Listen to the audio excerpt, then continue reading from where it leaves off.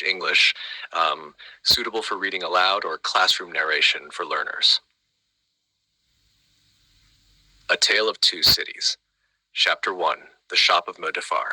Saint-Antoine was one of the poorest parts of Paris. The children who lived there had the faces and sad voices of old men.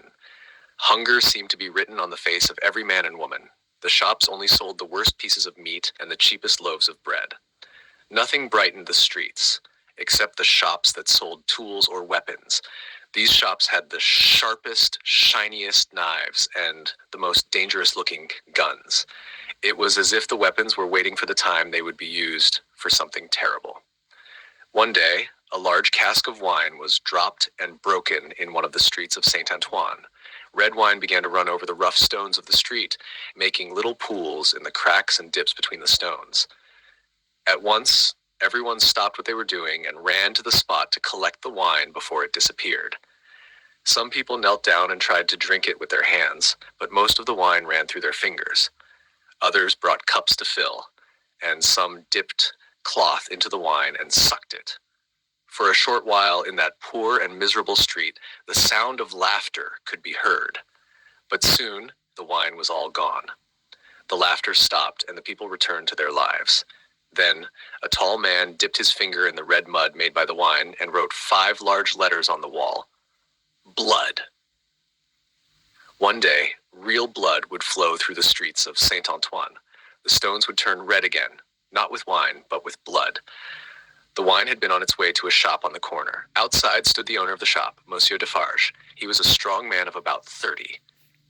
His face usually looked kind, but there was something in it that showed he was determined and not weak in any way. He looked like a man who could be a dangerous enemy. Monsieur Defarge watched the people fight for the wine. "It's not my business," he said to himself. "That barrel is broken. They'll bring me another." Then he saw the man who had written the word blood on the wall. He called out to him, "Gaspard, are you mad? Why do you write such a word in the street? Aren't there better places to write things like that?"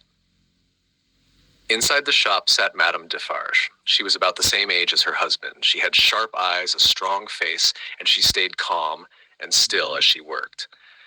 When her husband came in, she gave a small cough and looked towards some people in the shop. Monsieur Defarge looked around. He saw an older gentleman and a young woman sitting quietly in a corner. There were other people in the shop, but only these two were strangers. As he passed, he noticed the old man showing the young woman something, as if to say, "That's the man we are looking for." "What are they doing here?" thought Defarge. He acted as if he hadn't noticed them and began talking to 3 men drinking at the bar. "How goes it, Jack?" one of the men said to Defarge. "Has all the wine from the broken cask been drunk?" "Every drop of it, Jacques," replied Defarge. The second man said, "It's not often these poor people taste wine. Usually they only know black bread and death." "Isn't that right, Jack?" "It is so, Jack." "Of course." Here's your passage rewritten in slow, clear British English, suitable for reading aloud or classroom narration for learners. A Tale of Two Cities. Chapter 1. The Shop of Modafar. Saint-Antoine was one of the poorest parts of Paris. The children who lived there